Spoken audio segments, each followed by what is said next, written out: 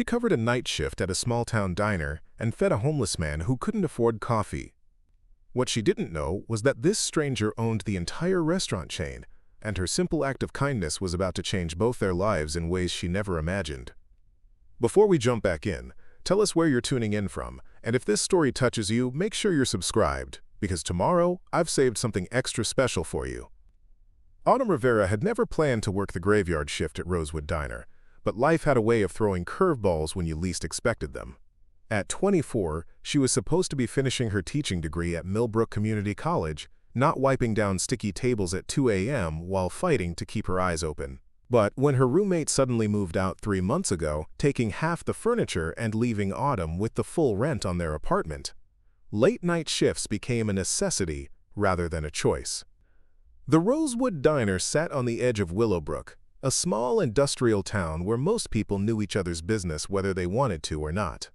The diner had been a local fixture for over 30 years, its red neon sign flickering like a lighthouse beacon for truckers, factory workers getting off late shifts, and the occasional lost traveler trying to find their way back to the interstate. The building itself looked like it had stepped out of the 1950s. With its checkered floor tiles, chrome-edged tables and vinyl booths that had been patched with duct tape more times than anyone could count. Autumn had started working there 6 months ago, initially just weekend shifts to help pay for textbooks and gas money. She'd planned to quit once she graduated and found a teaching position, but circumstances had forced her to pick up more hours. Now she found herself working Thursday through Sunday nights, serving coffee to insomniacs and late-night workers while the rest of the world slept. The diner's owner, Harold Pemberton, was a stern man in his early 60s who ran the business with military precision. Everything had to be done exactly his way. Coffee measured to the precise scoop, tables cleaned in a specific order, and absolutely no exceptions to the pay first, eat second policy. Harold had made it crystal clear during Autumn's first week that this was a business, not a charity. "We're here to make money, not friends," he'd told her bluntly. "People come here to eat, they pay for what they order, and that's the end of it. No freebies, no sob stories, no exceptions." Harold's wife, Dorothy, worked the day shifts and was considerably warmer than her husband, but even she followed his strict rules without question. The other night shift workers, Tommy, the short order cook, and Janet, a waitress who'd been there for 15 years, had learned long ago not to cross Harold's policies. They'd all heard stories of employees being fired on the spot for giving free refills to regulars, or letting someone slide on a 50-cent upcharge. Working nights at the diner had its own rhythm and its own cast of characters. There was Frank, the long-haul trucker who stopped by every Tuesday and Thursday around midnight, always ordering the same thing: black coffee, apple pie, and exactly 4 packets of sugar. There was Patricia, the nurse from Millbrook General Hospital who came in after her shifts, usually around 3 a.m., looking exhausted and grateful for a quiet place to decompress with a bowl of soup. And there was Roger, the security guard from the industrial complex down the road, who spent his dinner break at table 6 every night, reading paperback mysteries while eating meatloaf and mashed potatoes. These regulars had become familiar faces in Autumn's world, people who nodded hello and sometimes shared small talk about the weather or the local high school football team's latest game, but they all paid their bills without question, tipped modestly, and followed the unspoken rules of late-night dining. Keep conversations quiet, don't linger too long, and respect the fact that everyone here was just trying to get through another shift. Hodgkin. Autumn's own story wasn't particularly unique for someone her age in a town like Willowbrook. She'd grown up about an hour away in the larger city of Riverside, the daughter of a single mother who worked as a hotel housekeeper. Money had always been tight, but her mother, Carmen, had instilled in her the importance of education and helping others. "Mija," her mother would say, "we may not have much, but we always have enough to share with someone who has less." That philosophy had led Autumn to pursue teaching, specifically elementary education.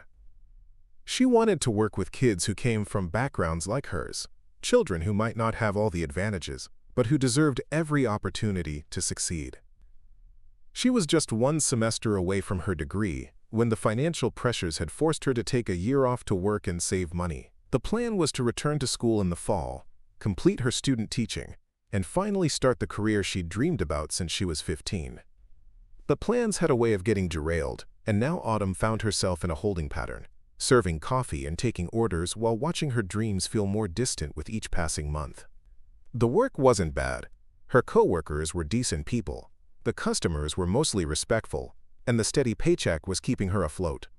But every night as she walked to her car, after her shift ended at 6 a.m., she wondered if this was temporary or if she was slowly getting trapped in a life she'd never intended to live. The hardest part wasn't the late hours or the demanding customers or even Harold's rigid rules. The hardest part was the feeling that she was invisible, just another worker in a uniform going through the motions while real life happened to other people. She served coffee to nurses who were saving lives, truckers who were supporting families, and factory workers who were building things that mattered. But what was she doing? Taking orders and wiping tables while her teaching dreams collected dust. Still, Autumn tried to bring something positive to each shift. She remembered customers' names and their usual orders. She asked about Frank's grandchildren and Patricia's challenging patients. She kept extra sugar packets behind the counter for the diabetic regular, who always forgot to ask for artificial sweetener. These small gestures didn't change her circumstances, but they made her feel like she was contributing something beyond just moving food from the kitchen to the table. What Autumn didn't know, as she tied her apron and prepared for another long night shift, was that this particular Thursday would be different from all the others. In a few hours, a decision she made in a moment of pure compassion would reveal truths that would shake everything she thought she knew about kindness, sacrifice, and the mysterious ways that good deeds can come back to change your life forever. The night was just beginning, and Autumn Rivera had no idea that before the sun rose, she would discover that sometimes the people who appear to have nothing are actually the ones who have everything, and the power to transform your entire world with a single conversation. Preparing and narrating this story took us a lot of time, so if you are enjoying it, subscribe to our channel, it means a lot to us. Now, back to the story. It was 1:47 a.m. on a cold Thursday night in November when Autumn first noticed the man standing outside the large front windows of Rosewood Diner. She was refilling the coffee station and happened to glance up when a flash of movement caught her eye. At first, she thought it might be someone waiting for a ride, or perhaps a customer debating whether to come inside. But as the minutes ticked by, the figure remained there, motionless in the drizzling rain. The man appeared to be in his 50s, though it was hard to tell his exact age from the distance and through the rain-streaked glass. His clothes were several sizes too large, a faded brown coat that hung loose on his frame and dark pants that were rolled up at the cuffs. His gray hair was unkempt and wet from the rain, and he wore a knit cap that had seen better days. Most telling of all, he carried a worn backpack and what looked like a sleeping bag rolled up under one arm. Autumn watched him for a few moments as she mechanically went through the motions of her closing duties. The man wasn't panhandling or bothering anyone. He was simply standing there, occasionally shifting his weight from one foot to the other, looking through the window at the warm, bright interior of the diner. His gaze seemed to linger on the coffee machine and the display case where Tommy kept the day's leftover pie and sandwiches. The diner was relatively quiet at this hour. Frank the trucker had come and gone around midnight, and Patricia the nurse wouldn't arrive for another hour. There were only two other customers, an elderly man reading a newspaper at the counter, and a young couple sharing a late dinner in booth 3. Tommy was in the back kitchen, cleaning his grill and prep stations, while Janet was taking inventory of supplies for the morning shift. As Autumn continued her work, she found herself stealing glances at the man outside. Something about his stillness and the way he looked at the diner's interior reminded her of a child pressing their nose against a toy store window during Christmas. There was longing there, but also resignation, as if he knew that what he wanted was beyond his reach. The rain was getting heavier, and Autumn could see that the man's clothes were becoming thoroughly soaked. She noticed he had shifted slightly to try to take advantage of the small overhang above the diner's entrance, but it wasn't providing much protection. His shoes, she realized, appeared to have holes in them, and she could see him occasionally lifting one foot and then the other, trying to keep them out of the growing puddle beneath him. Around 2:15 a.m., the elderly man at the counter finished his coffee and pie, left his payment with a small tip, and headed out into the night. As he opened the door, a gust of cold, wet air swept into the diner, carrying with it the sound of the intensifying rain. The homeless man looked up hopefully when the door opened, perhaps thinking someone might acknowledge him or offer help, but the customer walked past without making eye contact. Autumn felt something twist in her stomach. She recognized that look of hope, followed by disappointment. It was the same expression she'd seen on her mother's face when she'd applied for better jobs or when they'd had to ask relatives for help during particularly tough months. It was the look of someone who had learned not to expect much but couldn't quite stop hoping anyway. The man outside shifted his position again, this time moving closer to the window. For a brief moment, his eyes met Autumn's through the glass. She saw that his face was weathered and tired, but his eyes were kind and intelligent. He didn't look away when she noticed him watching. Instead, he gave her a small, almost apologetic nod, as if to say he was sorry for disturbing her evening just by being visible. That simple gesture hit Autumn harder than she expected. Here was a man who was clearly hungry, cold, and wet, and he was apologizing for merely existing in her field of vision. She thought about Harold's strict rules about not encouraging loiterers, but she also thought about her mother's voice. We always have enough to share with someone who has less. As she watched, the man pulled his thin coat tighter around himself and began to walk away from the window, apparently deciding that he'd overstayed his welcome. But the rain was coming down harder now, and within a few steps, he seemed to realize that he had nowhere else to go. He returned to his spot by the window, but this time he kept his head down, trying to make himself as invisible as possible. Autumn glanced around the diner. Janet was in the storage room counting napkins and straws. Tommy was still in the kitchen, the sound of running water and clanging pots indicating he was deep in his cleaning routine. The young couple in booth 3 was absorbed in quiet conversation, completely unaware of the drama playing out just beyond the window. She looked at the coffee machine, its red light indicating a fresh pot was ready. She thought about the leftover soup and the warmer cream of mushroom that would otherwise be thrown out at the end of the shift. She considered the basket of dinner rolls that Tommy always made too many of, knowing that most would end up in the trash. The man outside shifted again, and this time Autumn could see that he was shivering.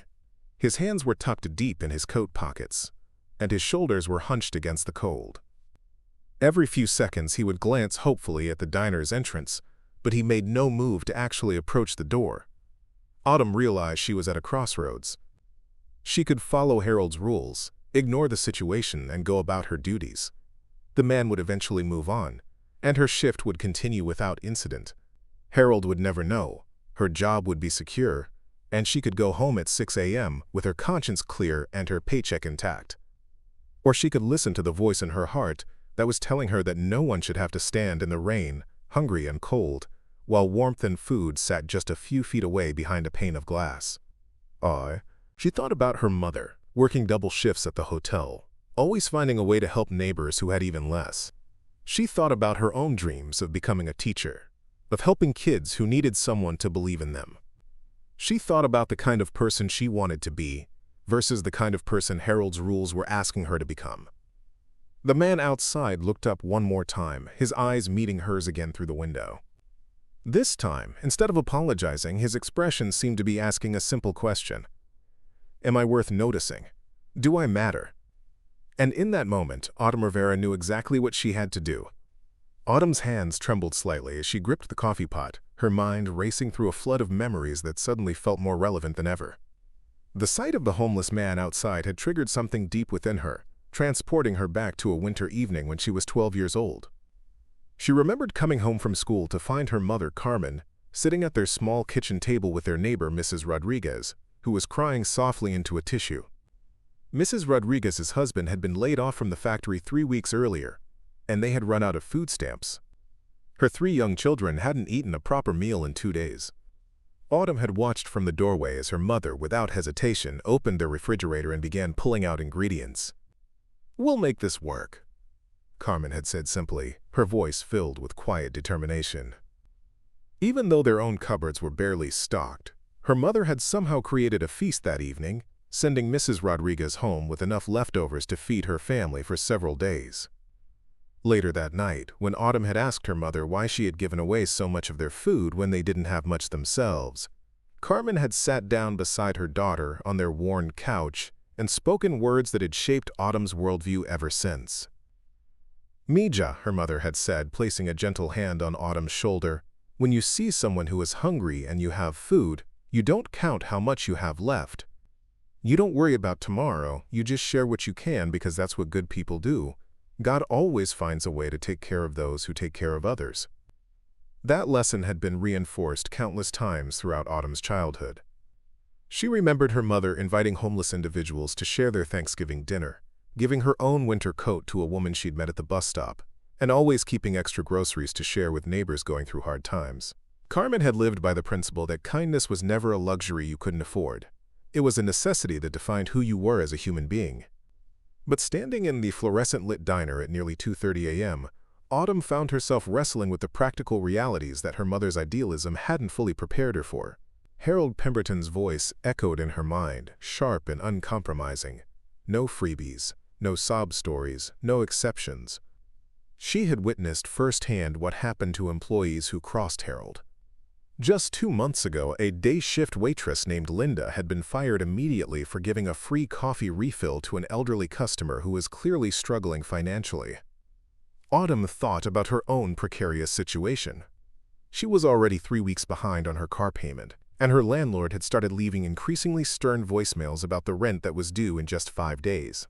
Losing this job would mean losing her apartment, potentially dropping out of school permanently, and having to move back in with her mother, who was barely managing her own finances while caring for Autumn's elderly grandmother. The practical side of her brain cataloged all the reasons why helping the homeless man was a terrible idea. Harold had security cameras throughout the diner that recorded everything. Even if he wasn't there now, he could review the footage and discover what she had done. She'd heard rumors that he occasionally checked the cameras from home, paranoid about employee theft or policy violations. Moreover, helping one homeless person could set a precedent. Word might spread that the Rosewood Diner was a place where people could get free food, potentially attracting more individuals who couldn't pay.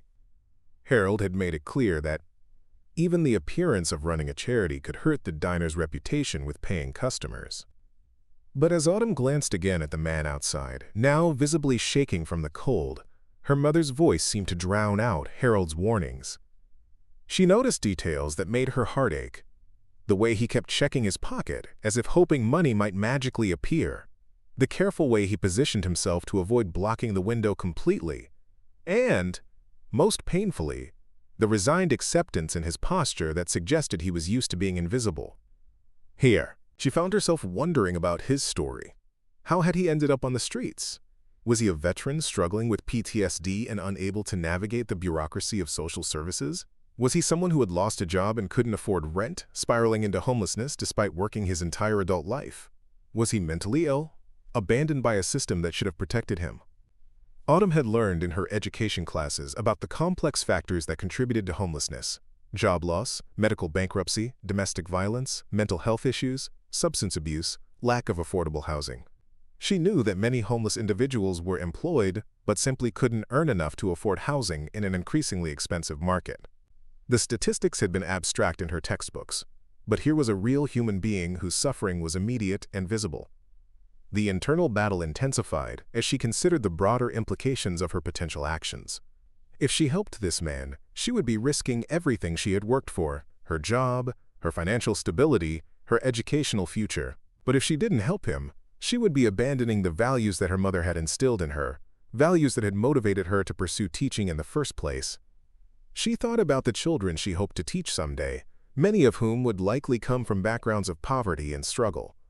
How could she claim to care about helping disadvantaged kids if she couldn't find the courage to help a disadvantaged adult who was standing right in front of her? The contradiction felt stark and uncomfortable. She had always seen herself as someone who would stand up for what was right, someone who would choose compassion over convenience. But now, faced with a real test of those beliefs, she was discovering how much more difficult it was to live by principles when the cost was tangible and immediate. Autumn glanced at the clock on the wall. 2:34 a.m. Janet was still in the storage room, and Tommy's dishwashing created a steady backdrop of noise that would mask any quiet conversation. The young couple in booth 3 was completely absorbed in their own world, and the diner felt empty enough that she could act without drawing attention. She looked at the soup warmer, knowing that the cream of mushroom soup would be thrown out in a few hours anyway.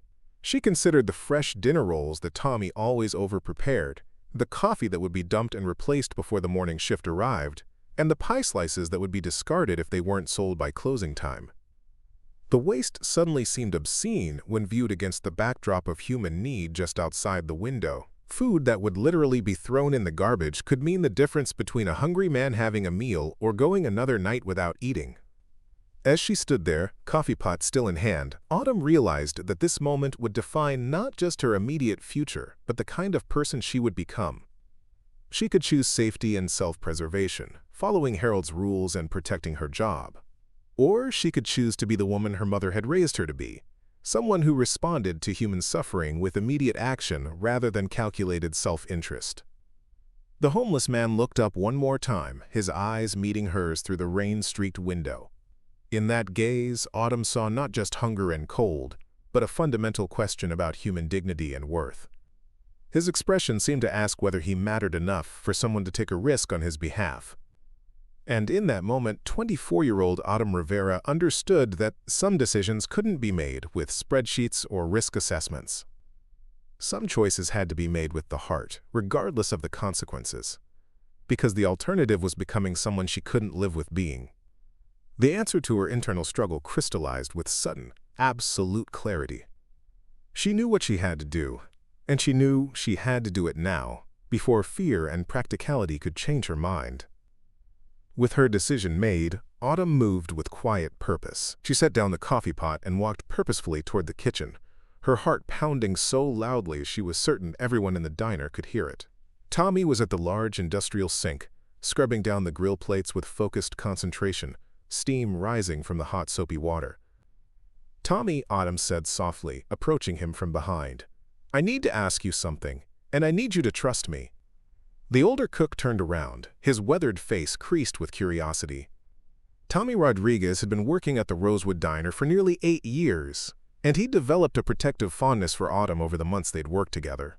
He'd noticed her kindness with difficult customers and her willingness to stay late to help with extra cleaning when the diner was particularly busy. "What's on your mind, kiddo?" Tommy asked, wiping his hands on his apron. His voice carried the slight accent of someone who had emigrated from Guatemala in his 20s and had worked in restaurant kitchens ever since. Autumn glanced toward the dining room to make sure Janet was still occupied in the storage area. "There's a homeless man outside in the rain. He's been standing there for over an hour, and he looks like he hasn't eaten in days. I want to give him some food, but I need your help." Tommy's expression grew serious. He followed Autumn's gaze toward the front windows, where the man's silhouette was still visible against the rainy darkness. Tommy had seen plenty of homeless individuals during his years working night shifts in various restaurants, and he understood the unspoken code that usually governed these situations. Pretend not to see them, don't engage, and certainly don't encourage them by offering assistance. "You know what Harold would say about that," Tommy said quietly, though his tone suggested he wasn't necessarily agreeing with Harold's position. "I know," Autumn replied, her voice steady despite her nervousness. "But I also know that we're about to throw away a pot of soup, 6 dinner rolls, and 2 slices of apple pie. That food could feed him for 2 days. Tommy studied Autumn's face for a long moment. He saw the determination in her eyes, but also the slight tremor in her hands that revealed how scared she was. He thought about his own daughter, who was about Autumn's age and working as a social worker in the city. He wondered what she would do in this situation, and he already knew the answer. "What do you need me to do?" Tommy asked, making his decision. Relief flooded through Autumn's chest. "Can you prepare a container with some of the soup and a few rolls? And maybe wrap up a slice of pie. I'll take it out to him through the back door so the other customers don't see." Tommy nodded and immediately went to work. He ladled a generous portion of the cream of mushroom soup into a large disposable container, adding a plastic spoon and several packets of crackers. He selected the freshest dinner rolls from the warmer and wrapped them in clean kitchen towels to keep them warm. Finally, he cut a large slice of apple pie and placed it in a separate container, adding a plastic fork. As Tommy prepared the food, Autumn grabbed a large coffee cup and filled it with fresh, hot coffee. She added cream and sugar, remembering how her mother always said that coffee could warm both the body and the spirit on cold nights. She also gathered several additional sugar packets and creamers, thinking the man might want to save them for later. "Here," Tommy said, placing everything in a large paper bag. "Tell him the soup is still hot, so he should be careful." Autumn accepted the bag with gratitude that went beyond words. "Thank you, Tommy. Really, this means everything." "Just be careful, okay?" Tommy said, his paternal instincts kicking in. "And if Harold ever asks, I don't know anything about this." Autumn nodded and made her way toward the back door of the diner, which opened into the alley behind the building. Her plan was to circle around to the front and approach the homeless man from outside, making it appear as though she had simply encountered him during a break rather than deliberately bringing him food from the restaurant. As she stepped into the cold night air, the rain immediately began soaking through her uniform. She pulled her thin cardigan tighter around her shoulders and hurried along the side of the building, her sneakers splashing through puddles that had formed in the uneven pavement. When she rounded the corner to the front of the diner, she could see the man more clearly than she had through the windows. He was older than she had initially thought, probably in his late 50s or early 60s, with kind eyes set in a face that spoke of years of hardship. His clothes were thoroughly soaked, and she could see that he was trying to shelter a small, tattered photograph in his coat pocket, perhaps a picture of family members he was trying to protect from the rain. "Excuse me," Autumn said softly, approaching him with the bag of food hidden partially behind her back. "Are you okay? You've been standing out here for a while." The man looked up, startled. Up close, Autumn could see that despite his rough appearance, there was intelligence and dignity in his bearing. His eyes were a striking blue-gray, and when he spoke, his voice was cultured and articulate, not what she had expected. "I'm fine, thank you," he said politely, though his voice was hoarse from the cold. I was hoping the rain might let up a bit before I moved on." "You look cold," Autumn said, stepping closer, "and hungry. I work here at the diner, and we had some extra food that was going to be thrown away anyway. Would you like it? It's still warm." The man's eyes widened with surprise and something that looked like relief. For a moment he seemed to struggle with whether to accept the offer, as though accepting charity was foreign to him. I don't want to cause any trouble for you," he said carefully. "I know restaurants have policies about these things." "You're not causing trouble," Autumn said firmly, bringing the bag forward. "Everyone deserves to eat, especially on a night like this." She handed him the bag and the coffee cup, watching as he accepted them with hands that were shaking from both cold and emotion. When he looked inside the bag and saw the soup, rolls, and pie, his eyes filled with tears that he quickly tried to blink away. "This is incredibly kind of you," he said, his voice thick with gratitude. "I can't remember the last time someone—" He trailed off, seemingly unable to finish the sentence. "What's your name?" Autumn asked gently. The man hesitated for a moment, as though he hadn't been asked that question in a long time. "William," he said finally. "William Hartwell." "I'm Autumn Rivera," she replied, extending her hand for a handshake. "It's nice to meet you, William." As they shook hands, Autumn was struck by the firmness of his grip and the genuine warmth in his smile. This wasn't just a random act of charity. This was one human being acknowledging the worth and dignity of another. "Autumn," William repeated thoughtfully. "That's a beautiful name. And this," he gestured to the bag of food. "This is beautiful kindness. Thank you more than I can express." "You don't need to thank me," Autumn said. "I just hope it helps." As she spoke, she noticed a black sedan pulling into the diner's parking lot. Through the rain-streaked windshield, she could make out a familiar silhouette that made her blood run cold. Harold Pemberton was arriving for one of his surprise late-night inspections, something he did periodically to ensure his staff was following protocols. "I have to go," Autumn said quickly to William, panic rising in her chest. "But please, stay warm and dry, take care of yourself." She hurried back toward the diner's entrance, her mind racing as she tried to figure out how to explain why she was outside in the rain if Harold asked. But as she reached for the door handle, she heard Harold's voice cutting through the night air. "Autumn Rivera, what exactly do you think you're doing out here?" She turned slowly to face her boss, knowing that her secret act of kindness had just been discovered, and that the consequences she had risked everything to ignore were about to become very, very real. Harold Pemberton stood in the parking lot like a figure of judgment, his expensive wool coat barely dampened by the rain that had been soaking Autumn for the past several minutes. His silver hair was perfectly styled despite the weather, and his cold gray eyes swept over the scene with the calculating precision of a man who had built his success on controlling every detail of his business operations. At 62, Harold had the bearing of someone who had never doubted his own authority. He wore his wealth quietly but unmistakably, in the cut of his tailored clothing, the gleam of his gold watch, and the way he carried himself as though the world owed him deference. His face was sharp and angular, with deep lines around his eyes that spoke more of years spent frowning than smiling. "I asked you a question, Miss Rivera," Harold said, his voice carrying the kind of quiet menace that was somehow more intimidating than shouting. "What are you doing outside during your shift, soaking wet, when you should be inside serving customers and maintaining the establishment?"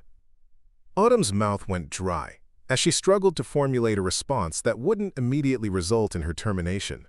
Behind Harold, she could see William Hartwell still standing near the front windows, clutching the bag of food she had given him. The homeless man's eyes darted between Autumn and Harold, clearly sensing the tension and danger in the situation. I thought I heard something outside," Autumn said, her voice barely steady. "I came out to check if everything was okay." Harold's eyes narrowed as he studied her face, clearly skeptical of her explanation. His gaze shifted to her wet hair, her soaked cardigan, and the way her hands were trembling, though whether from cold or fear he couldn't determine. "You heard something," Harold repeated slowly, his tone making it clear he didn't believe her. "And it required you to leave your post and stand in the rain for what appears to have been several minutes." "Yes, sir," Autumn replied, though she could hear the uncertainty in her own voice. Harold's attention turned to William, who had remained motionless during their exchange, as though hoping he might somehow become invisible. Harold's expression hardened further as he took in the man's disheveled appearance, his obvious homelessness, and most damning of all, the bag of food he was holding. "And I suppose this individual just happened to be standing here when you came outside to investigate this mysterious sound?" Harold asked, his voice dripping with sarcasm. Autumn felt her heart hammering against her ribs. She glanced at William, who was watching the confrontation with growing alarm.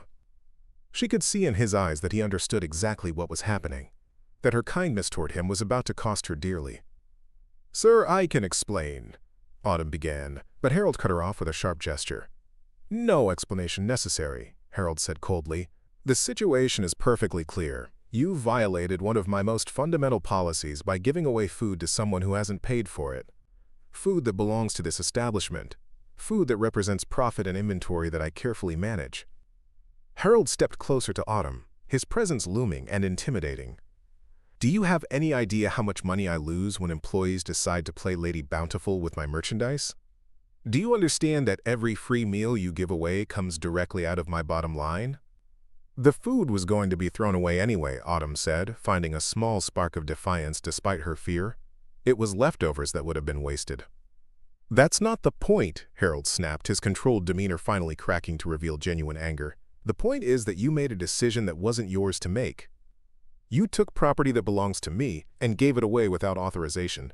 That's theft, Miss Rivera, pure and simple theft." William stepped forward, his voice quiet but firm. "Sir, please don't blame her. I asked for help, and she was just being kind. If there's a cost for the food, I'll find a way to pay for it." Harold's laugh was harsh and humorless. "You'll pay for it? With what money? Look at yourself. You're clearly homeless, probably unemployed. Definitely not someone who can afford to settle debts." His eyes swept over William with undisguised contempt. "People like you are exactly why I have strict policies about not encouraging freeloaders and panhandlers." The dismissive cruelty in Harold's voice sparked something protective in Autumn. Despite her terror about losing her job, she couldn't stand by and watch him dehumanize William. "He's not a freeloader," Autumn said, her voice stronger now. "He's a person who needed help, and I helped him. That's what decent people do." Harold's eyes flashed with fury. Decent people follow the rules of their employment. Decent people don't steal from their employers. Decent people understand that a business is not a charity organization. He pulled out his phone and began scrolling through what appeared to be contacts. "I'm calling the police. This man is trespassing on my property and you've committed theft. Both of you are going to learn that there are consequences for this kind of behavior." "Please don't call the police," William said urgently. "I'll leave right now. I never meant to cause any trouble." "Oh, you'll leave all right," Harold said without looking up from his phone. "But not before I've made sure there's a record of this incident. Word needs to get out that the Rosewood Diner doesn't tolerate beggars or employees who think they can give away my property." Autumn watched in growing horror as Harold prepared to make the call that would likely result in William being arrested for the crime of being hungry.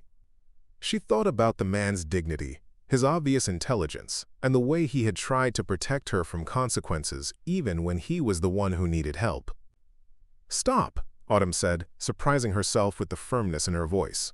"Don't call the police on him. If you want to fire me, fine. If you want to press charges against me, fine. But leave him alone. He didn't do anything wrong." Harold paused in his dialing, looking up at Autumn with something that might have been surprise. "You're willing to take full responsibility? You understand that means criminal charges for theft, a permanent record that will follow you for the rest of your life?" Autumn swallowed hard, thinking about her dreams of becoming a teacher, about the background checks that would be required, about the ways a criminal record could destroy her future. But then she looked at William, standing in the rain with tears in his eyes, holding the food that might be his only meal for days. "Yes," she said quietly, "I take full responsibility." William stepped forward again, his voice breaking with emotion. "Please, both of you, stop this. Miss Rivera, you don't understand what you're risking. And sir," he turned to Harold, "you don't understand who you're punishing." Harold laughed bitterly. "Oh, I understand perfectly. I'm dealing with a bleeding-heart employee who thinks the world runs on good intentions, and a vagrant who's learned to manipulate kind-hearted people into giving him handouts." "You're wrong about both of us," William said, his voice gaining strength. "And you're especially wrong about what this young woman deserves." Something in William's tone caught Harold's attention. The homeless man was standing straighter now, and despite his ragged appearance, there was an authority in his bearing that hadn't been there before. "What did you say?" Harold asked slowly.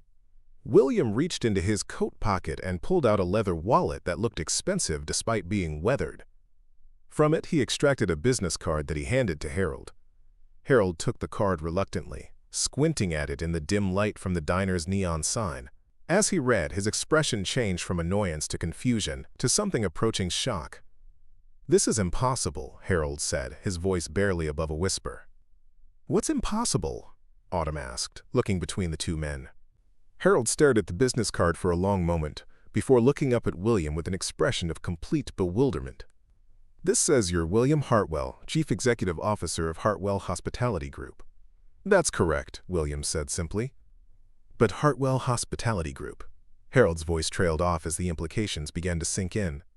"Owns this diner," William finished, "along with 47 other restaurants across 6 states. Including every other establishment in this chain that bears my family's name." The silence that followed was broken only by the sound of rain hitting the pavement and the distant hum of traffic from the interstate. Autumn stood frozen, trying to process what she had just heard. The homeless man she had fed, the person Harold had been about to have arrested, was apparently the owner of the entire restaurant chain. Harold's face had gone pale, and his hands were visibly shaking as he held the business card. "But you look like a homeless man," William said gently. "Yes, I do, and for the past 3 weeks, that's exactly what I've been." The rain continued to fall steadily around the 3 figures standing in the parking lot of Rosewood Diner, but the atmosphere had shifted dramatically. What had begun as a confrontation between an angry boss and his rule-breaking employee had transformed into something far more complex and mysterious. Harold Pemberton stood frozen, still staring at the business card in his trembling hands, while Autumn looked back and forth between the two men, trying to make sense of what she had just heard. William Hartwell, if that was indeed his real name, no longer carried himself with the defeated posture of someone accustomed to being ignored and dismissed. Instead, he stood with quiet dignity, his blue-gray eyes holding a depth of knowledge and experience that seemed at odds with his ragged appearance. The transformation was subtle but unmistakable, as though removing the business card from his wallet had also removed an invisible mask he had been wearing. "I don't understand," Autumn said finally, her voice small in the darkness. "If you own this restaurant, why were you standing outside in the rain? Why did you look like you hadn't eaten in days?" William's expression softened as he looked at her, and she could see genuine warmth and gratitude in his eyes. "Because I haven't eaten in days, at least not a proper meal. And I have been living on the streets for the past 3 weeks, experiencing firsthand what it means to be invisible in a world that prefers to look away from uncomfortable truths." Harold found his voice, though it came out as barely more than a croak. "But why? Why would someone in your position choose to live like that? It makes no sense. William reached into his coat again and pulled out the small photograph that Autumn had noticed him protecting from the rain. Even in the dim light, she could see that it showed a young man in military uniform, with William's same blue-gray eyes and a bright smile. "My son," William said simply. Staff Sergeant Michael Hartwell, United States Army. He served 3 tours in Afghanistan before coming home with PTSD and a traumatic brain injury. The VA system failed him, his family failed him, and eventually he ended up on the streets. He died last December, alone in an alley behind a restaurant not unlike this one, while people walked past pretending not to see him. The silence that followed was heavy with the weight of grief and revelation. Autumn felt tears stinging her eyes as she began to understand the magnitude of what William had been going through. After Michael's funeral, William continued, his voice steady despite the emotion behind it. "I realized that I had spent my entire adult life building a business empire while remaining completely ignorant about the reality of homelessness in America. I had never really seen the people who live on the margins, never understood what it meant to be hungry and cold and invisible." He gestured toward the diner behind them. "I own 48 restaurants, employ over 2,000 people, and serve hundreds of thousands of meals every year. But I had no idea what it felt like to stand outside one of my own establishments, desperately hungry, watching other people eat while knowing I couldn't afford even a cup of coffee." Harold was still struggling to process the situation. "But surely you could have you didn't have to actually live on the streets. You could have studied homelessness from a distance, hired consultants, read reports." "Could I?" William asked quietly. "Could I really understand what my son went through by reading statistics in an air-conditioned office? Could I learn about dignity and desperation and the daily humiliations of poverty by writing checks to charitable organizations?" He looked directly at Harold, and Autumn could see a steely determination in his gaze. "I needed to know what it felt like to be judged by my appearance, to be dismissed as worthless, to have people cross the street to avoid making eye contact with me. I needed to understand the shame of asking for help and the gratitude that comes from receiving even the smallest kindness." Autumn thought about her own interactions with William, how she had initially seen him through the window and made assumptions about his situation. She realized that even her act of kindness had been based on pity rather than recognition of his fundamental humanity and dignity. "So you've been living on the streets for 3 weeks?" she asked. "In 6 different cities," William confirmed, "sleeping in shelters when there was space available, in doorways and under bridges when there wasn't. Eating at soup kitchens, standing in line for food stamps, trying to navigate social services systems that are overwhelmed and underfunded." He paused, looking at the bag of food still in his hands. "I've been turned away from restaurants, threatened by police officers, and ignored by thousands of people who see homelessness as a personal failing rather than a systemic problem. But I've also encountered incredible kindness from people who have very little themselves, generosity from those who understand what it means to struggle." Harold cleared his throat nervously. "Sir, I had no idea. If I had known who you were, I would never have—" "Would never have what?" William interrupted. "Would never have threatened to have me arrested? Would never have called me a freeloader and a vagrant? Would never have spoken to me with such contempt and disgust?" The questions hung in the air like accusations. Harold opened his mouth to respond, then closed it again, clearly realizing that anything he said would only make his position worse. "The point," William continued, "is that you didn't know who I was, and your behavior toward me was based entirely on my appearance and perceived social status. You saw someone you assumed was worthless, and you treated him accordingly." He turned to Autumn, his expression growing warm again.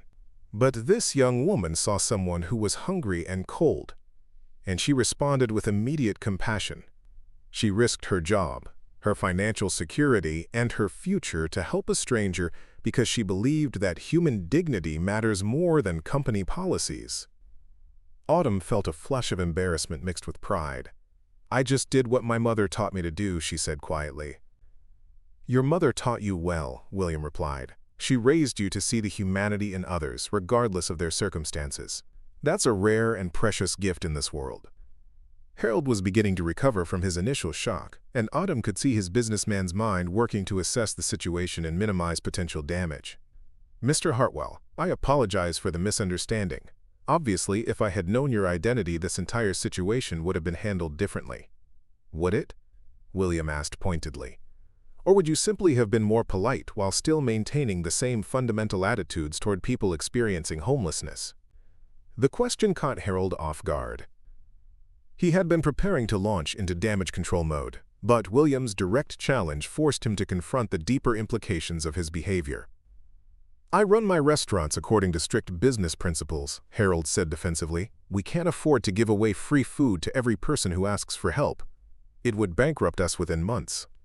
Would it? William asked again. Have you ever actually calculated the cost of occasional acts of kindness versus the value of building genuine community relationships?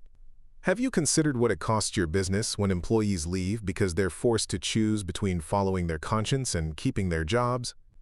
Harold fell silent, clearly uncomfortable with the direction the conversation was taking. William looked back at Autumn, his expression thoughtful. You said you're studying to be a teacher? Autumn nodded. Elementary education. I want to work with kids from low-income families, help them see that education can change their lives. Why did you take time off from school? Financial reasons, Autumn admitted. My roommate moved out unexpectedly, and I couldn't afford the full rent plus tuition. I've been working to save money so I can go back and finish my degree. William nodded slowly, as though pieces of a puzzle were falling into place in his mind. And how much do you need to return to school? Autumn glanced nervously at Harold, unsure whether she should be discussing her personal finances in front of her boss. I'm not sure why that matters. It matters, William said gently, because what happened here tonight has shown me something important about both leadership and character. I've learned something valuable from you, Miss Rivera, and I believe in paying debts when they're owed. Harold stepped forward, his survival instincts finally kicking in.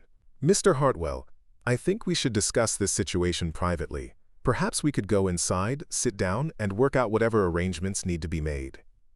But William shook his head. What needs to be worked out can be discussed right here, with Miss Rivera present. After all, she's the one who demonstrated the kind of values that I want to see represented in my company. The implication in his words was clear, and Autumn saw Harold's face go pale as he began to understand that his position as manager might be in jeopardy.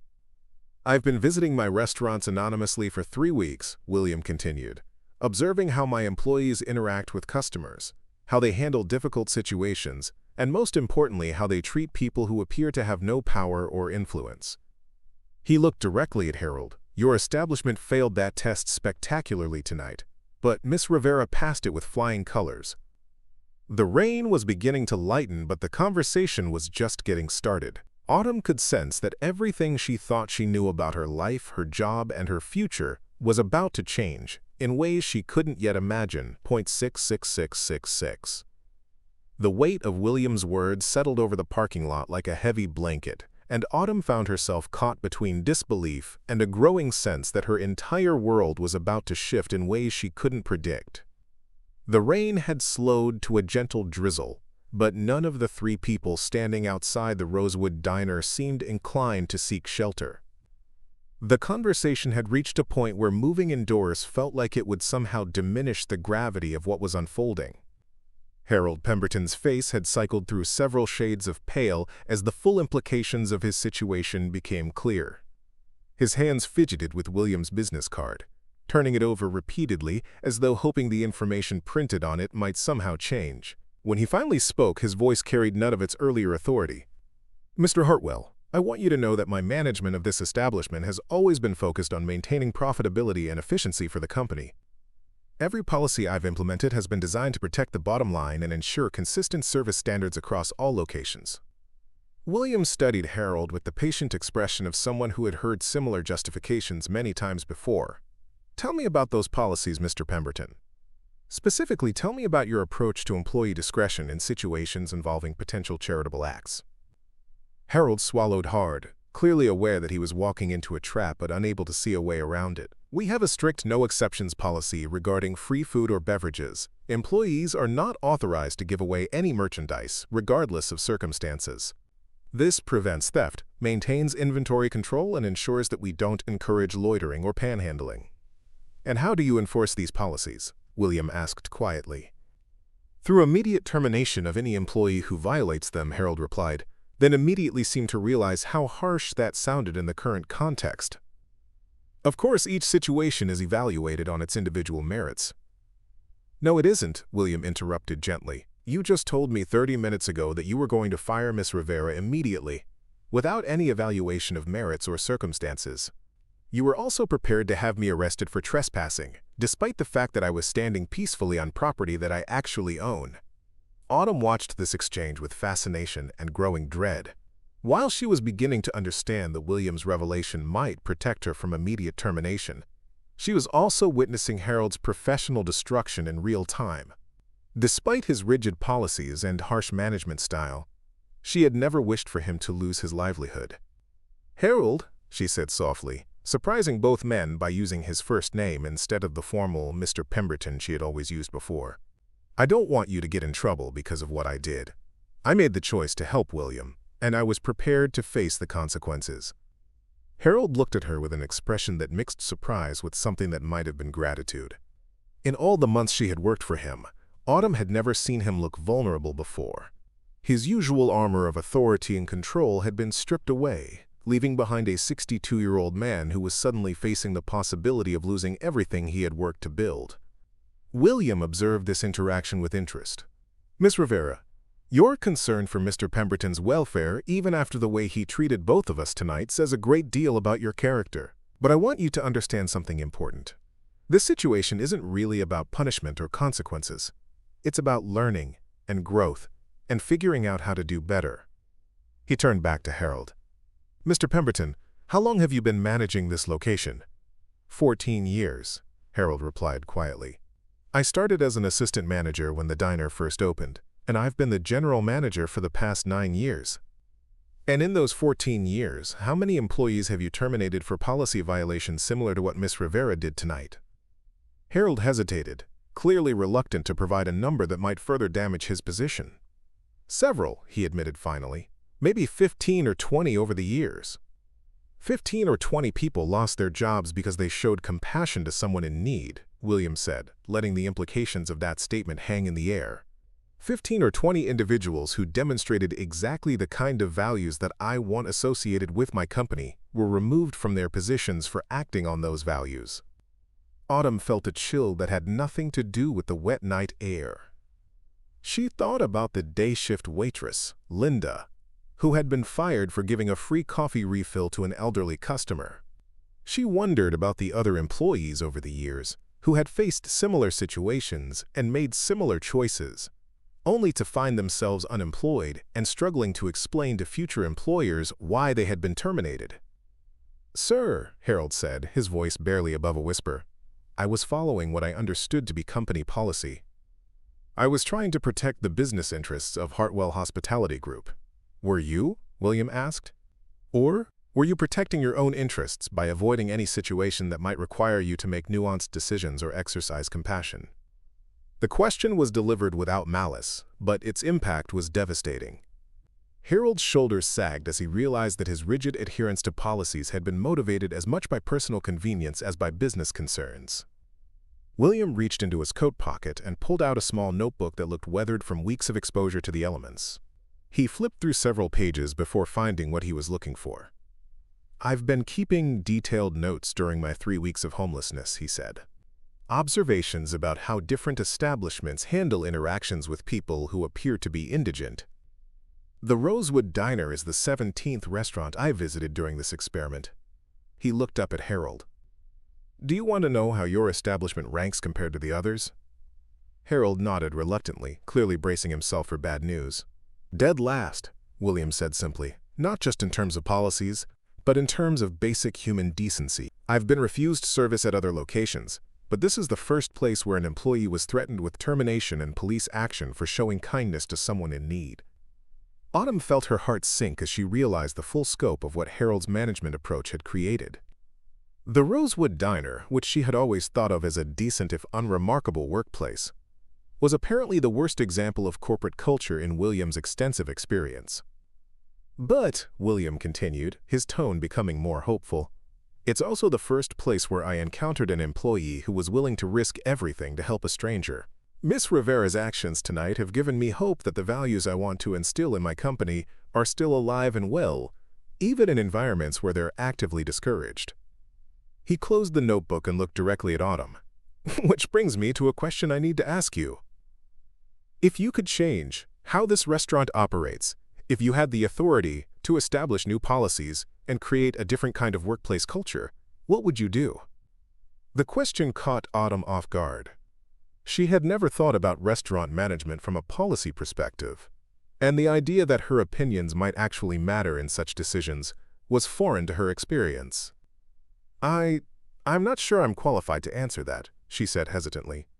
You're more qualified than you think, William replied. You've been working here for months, observing how the current system operates, and experiencing its effects firsthand. You understand both the business requirements and the human elements involved. Most importantly, you've demonstrated that you can make ethical decisions under pressure. Autumn glanced at Harold, who was watching her with an expression she couldn't quite read. There was resignation there, but also curiosity, as though he was genuinely interested in what she might say. I think, she began slowly, that there should be room for employees to use their judgment in special circumstances. Not a free-for-all where people can give away anything they want, but some kind of system that allows for acts of compassion when they're really needed. William nodded encouragingly. What might that system look like? Autumn found herself warming to the topic as she considered the possibilities. Maybe each employee could be authorized to provide one free meal per shift to someone in genuine need, with the understanding that it should be food that would otherwise be wasted. Or there could be a community fund where customers could contribute extra money specifically to help pay for meals for people who can't afford them. She paused, then added, and I think there should be training for all employees about homelessness and poverty so people understand that being down on your luck doesn't make you dangerous or worthless. Most of the homeless people I've met are just regular people who ran into circumstances beyond their control. Harold listened to these suggestions with an expression of growing surprise. In all his years of management, he had never considered the possibility that his employees might have valuable insights into improving operations. William was smiling now, the first genuine smile Autumn had seen from him since their initial meeting. Those are excellent ideas, he said. Practical, compassionate, and financially sustainable. The kind of policies that could transform not just how we serve food, but how we serve our communities. He turned back to Harold. Mr. Pemberton, I'm going to be making some significant changes to how this restaurant operates. The question is whether you want to be part of implementing those changes, or whether you'd prefer to seek opportunities elsewhere. The offer was generous, considering the circumstances, but Autumn could see the struggle playing out on Harold's face. Accepting William's proposal would require him to admit that his entire management philosophy had been wrong, while rejecting it would likely mean the end of his career with Hartwell Hospitality Group. What would those changes entail? Harold asked carefully. A complete overhaul of employee policies, extensive retraining for all staff members, and a new approach to community engagement that treats this diner as a neighborhood resource rather than just a business, William replied.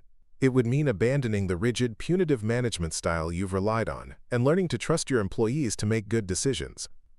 As Harold considered this ultimatum, Autumn realized that her simple act of kindness had set in motion a chain of events that would reshape not just her own life, but the lives of everyone who worked at the Rosewood Diner. The question was whether those changes would lead to something better, or whether the upheaval would create new problems none of them had anticipated. The silence stretched between the three figures as Harold wrestled with the most difficult decision of his professional life. Autumn watched his internal struggle with a mixture of sympathy and apprehension, understanding that his choice would fundamentally alter the dynamics of her workplace and potentially her future. The drizzle had finally stopped, but the air remained heavy with moisture and tension.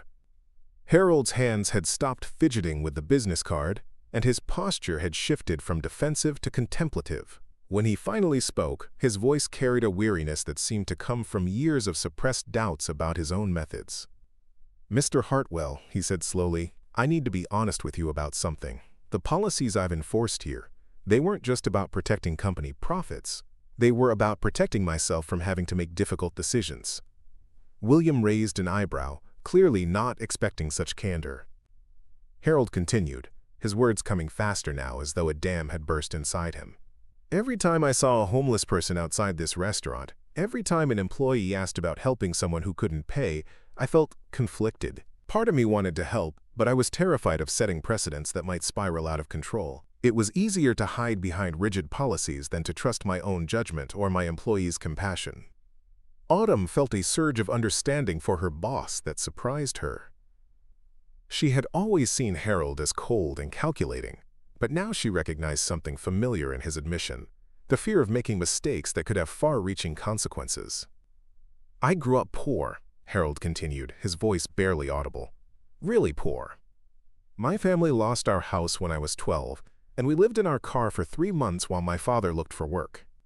I remember what it felt like to be hungry, to be looked at with suspicion when we went into stores, to be treated like we were somehow less deserving of basic dignity."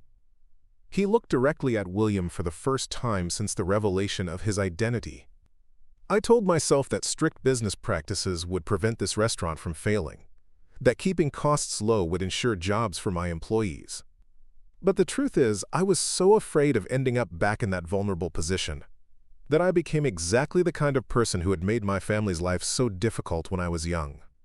William's expression had softened considerably as Harold spoke. "That's a profound realization, Mr. Pemberton, and it took courage to share it." "It also doesn't excuse 14 years of treating people badly," Harold replied. "I've let my own fears turn me into someone I don't respect. Miss Rivera showed more courage in 10 minutes tonight than I've shown in my entire career." Autumn felt tears welling up in her eyes as she listened to Harold's confession.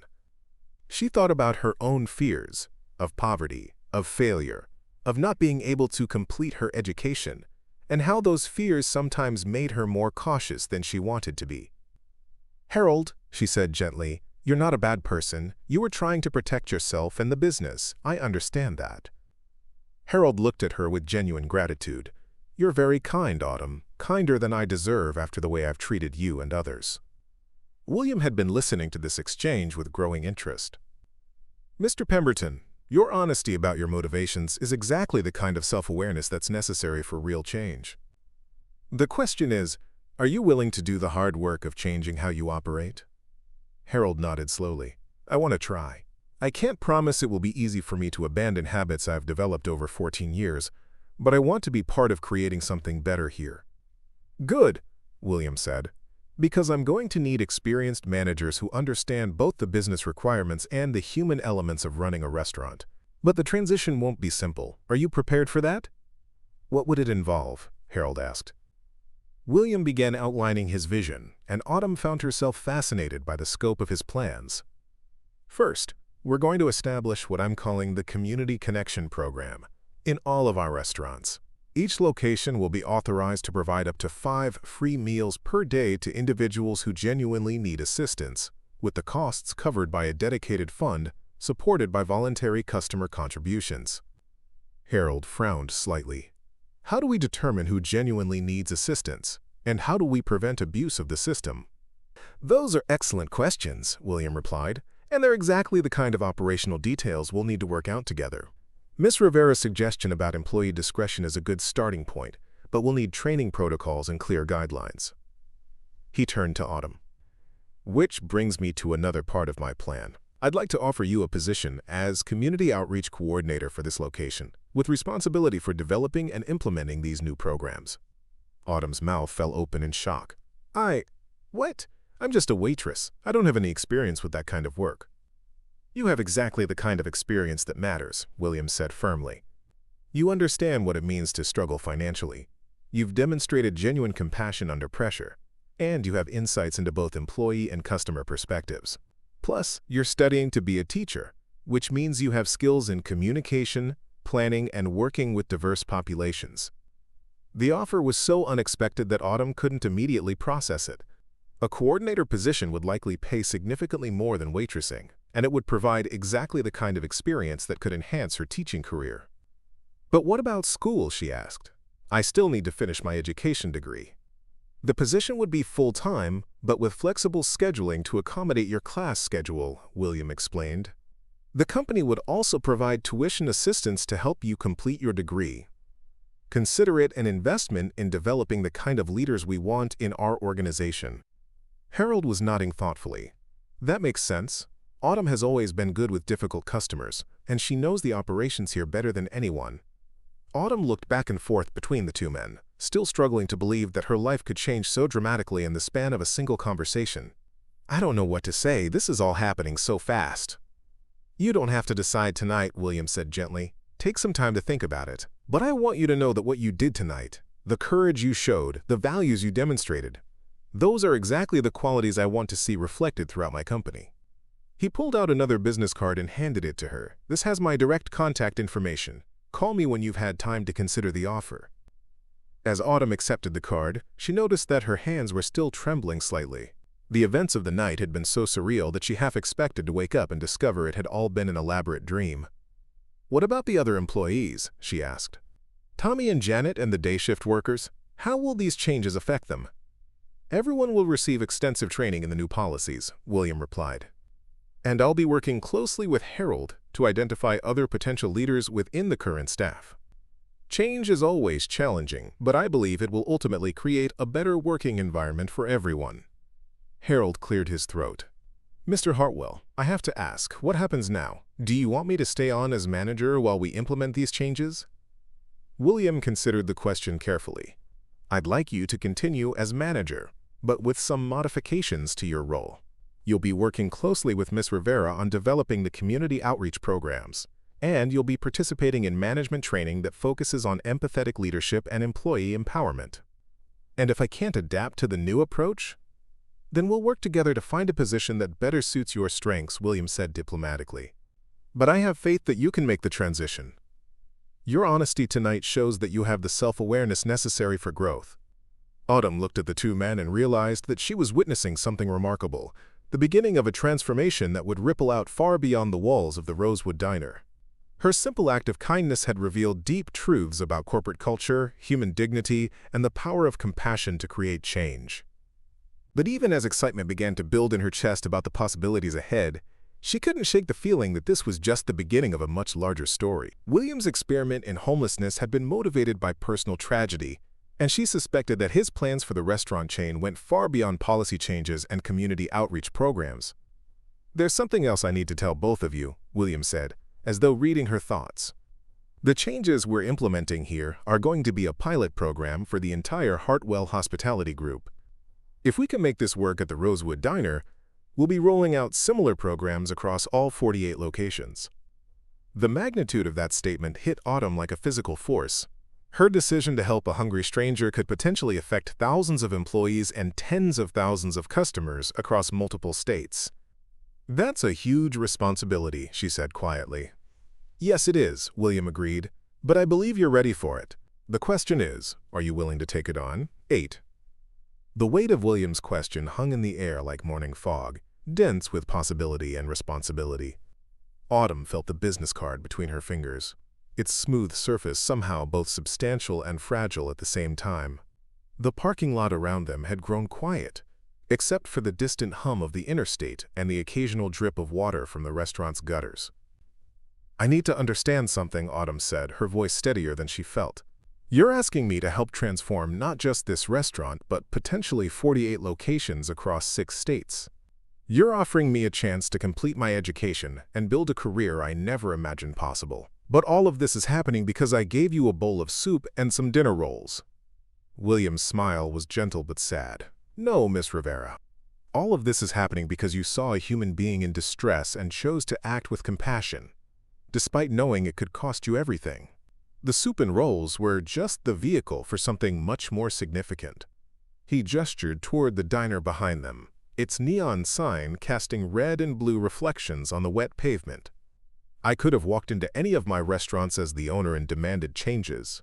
I could have issued corporate mandates about charitable giving and community engagement, but mandates from above rarely create lasting change because they don't address the underlying attitudes and beliefs that drive behavior."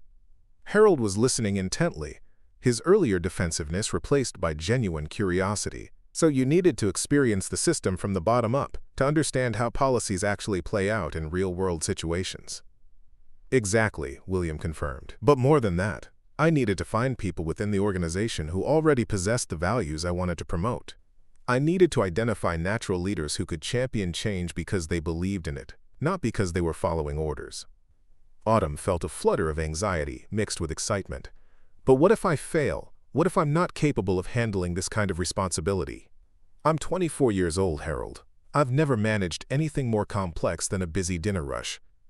Age doesn't determine capability, William replied. Some of the most effective leaders I've known were young people who brought fresh perspectives and boundless energy to challenging situations. Besides, you won't be working alone.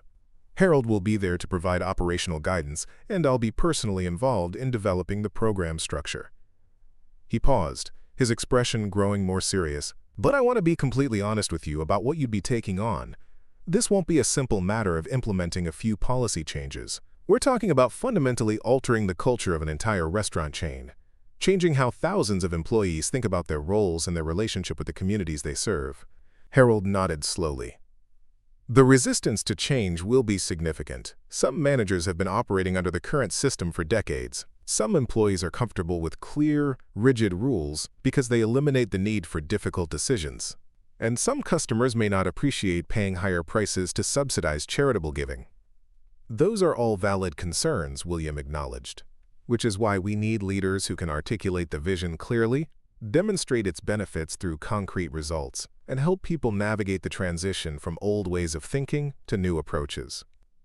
Autumn thought about her mother, working multiple jobs to support their family while still finding ways to help neighbors in need.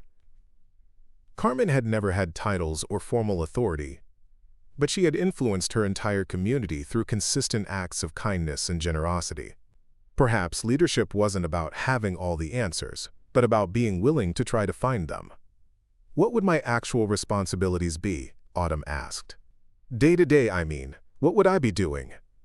William pulled out his weathered notebook again and flipped to a page covered with neat handwriting. Initially, you'd be working with Harold to establish the Community Connection program here at the Rosewood Diner. That would involve creating protocols for identifying people who need assistance, training staff on new procedures, and building relationships with local social service organizations. He looked up from his notes. You'd also be documenting everything. What works, what doesn't, what unexpected challenges arise, what surprising benefits emerge. This documentation will be crucial for training managers at other locations. Harold was nodding as William spoke. We'd need to track costs carefully, monitor customer reactions, and measure the impact on employee morale and retention. The business case for these changes will need to be supported by solid data. Beyond the operational aspects, William continued, you'd be serving as a liaison between corporate leadership and frontline employees.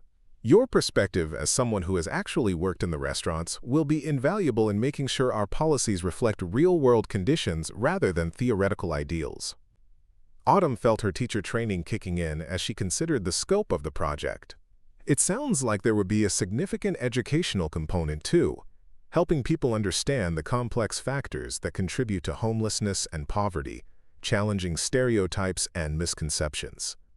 Absolutely, William said, his enthusiasm growing. Part of what I learned during my 3 weeks on the streets is that most people's attitudes toward homeless individuals are based on assumptions rather than knowledge. They see someone asking for help and make judgments about laziness or addiction or mental illness, without understanding the system's failures that often lead to homelessness. He closed the notebook and looked directly at Autumn. You have the potential to become a powerful advocate for people who are too often invisible in our society. But more than that, you could help create a model for how businesses can be profitable while also being genuinely beneficial to their communities. The conversation was interrupted by the sound of a car door slamming. All three turned to see Janet emerging from what appeared to be her break, walking toward the diner's entrance with a cigarette still smoldering between her fingers.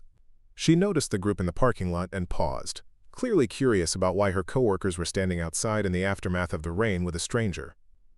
"Everything okay out here?" Janet called out, her voice carrying the slight hoarseness of a longtime smoker. Harold glanced at William, silently asking for guidance about how much to reveal. William nodded slightly, indicating that some explanation was necessary. "Janet, come over here," Harold said. "There's someone I'd like you to meet." As Janet approached, Autumn could see her taking in William's disheveled appearance with the practiced eye of someone who had worked night shifts long enough to encounter all types of people. Her expression was cautious but not unkind. "Janet Morrison, this is William Hartwell," Harold said, his voice carrying a weight that Janet immediately picked up on. "Hartwell?" Janet repeated, her eyes widening as she made the connection. As in Hartwell Hospitality Group? As in the company that owns this place? That's right, William said, extending his hand for a handshake. It's nice to meet you, Janet. I've heard good things about your work here. Janet looked down at her own appearance, the coffee-stained uniform, the smell of cigarette smoke, the general weariness that came from working nights for 15 years, and seemed to shrink slightly. I'm sorry, sir. I didn't know. If I had known you were coming. Please don't apologize, William said gently. I'm not here for an inspection or evaluation. I'm here because I wanted to understand how our restaurants actually operate, and I needed to meet the people who make them work. Janet's confusion was evident. I don't understand. Why are you standing out here in the parking lot? Shouldn't you be inside looking at our books, or checking our health department ratings or something? Autumn realized that Janet's reaction was probably representative of how most employees would respond to William's unconventional approach.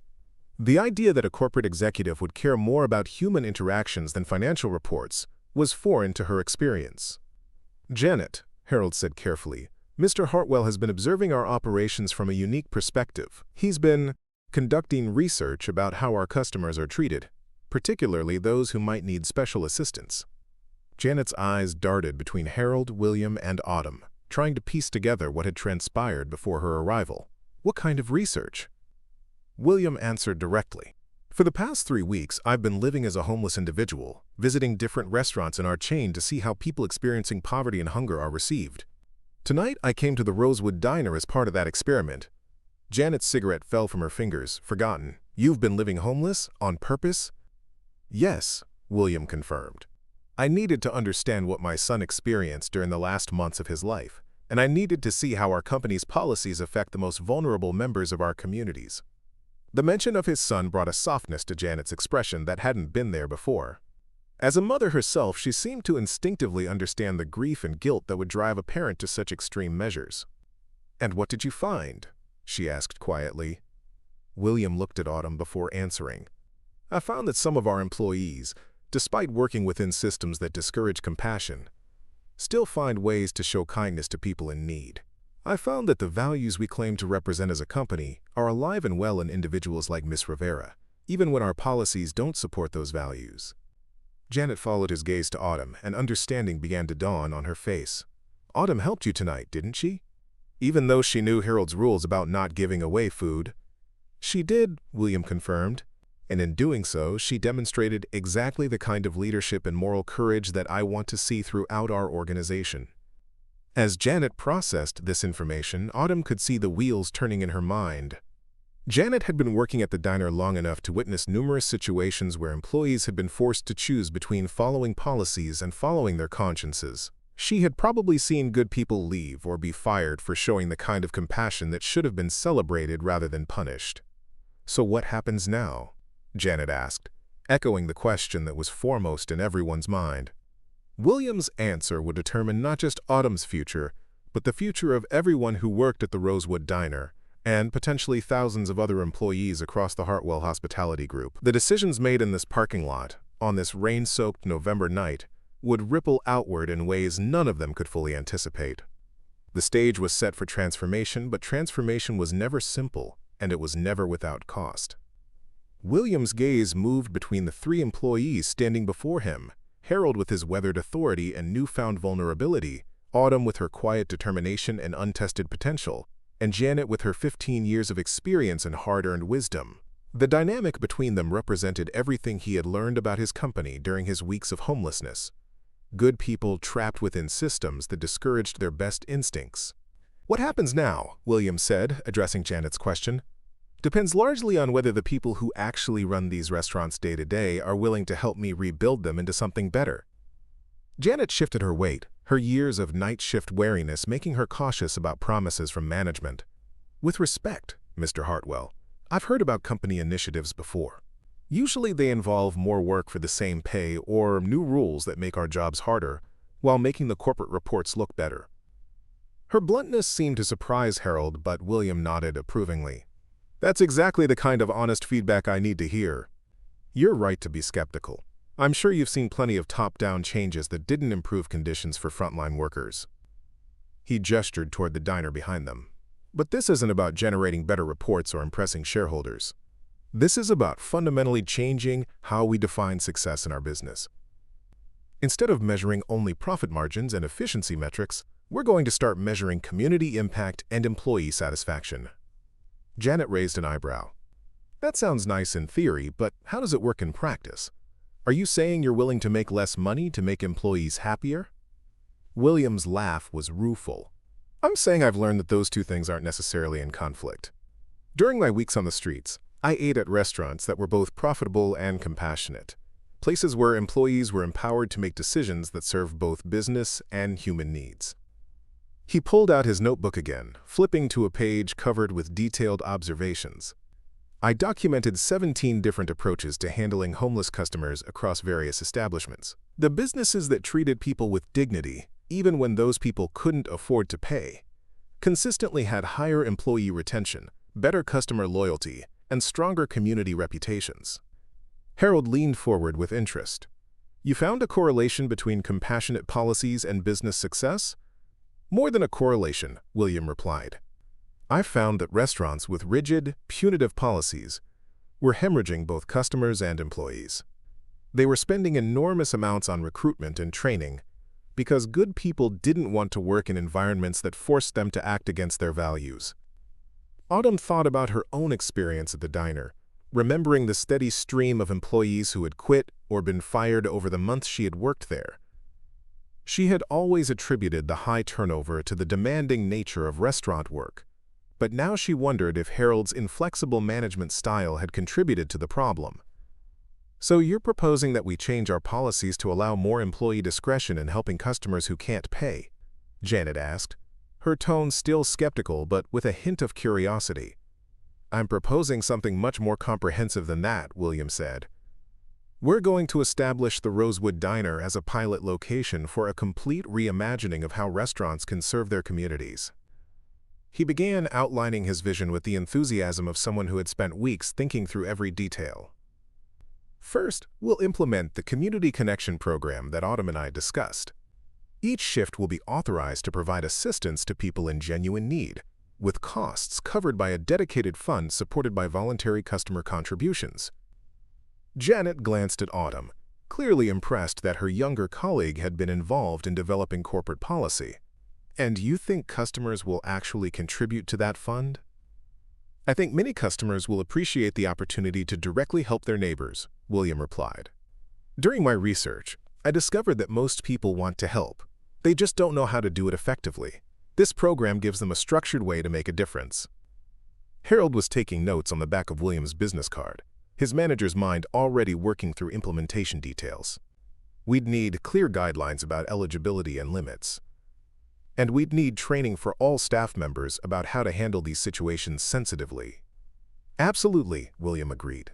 Which brings me to the second component of the program, comprehensive education for all employees about homelessness, poverty, and the social service systems in our community.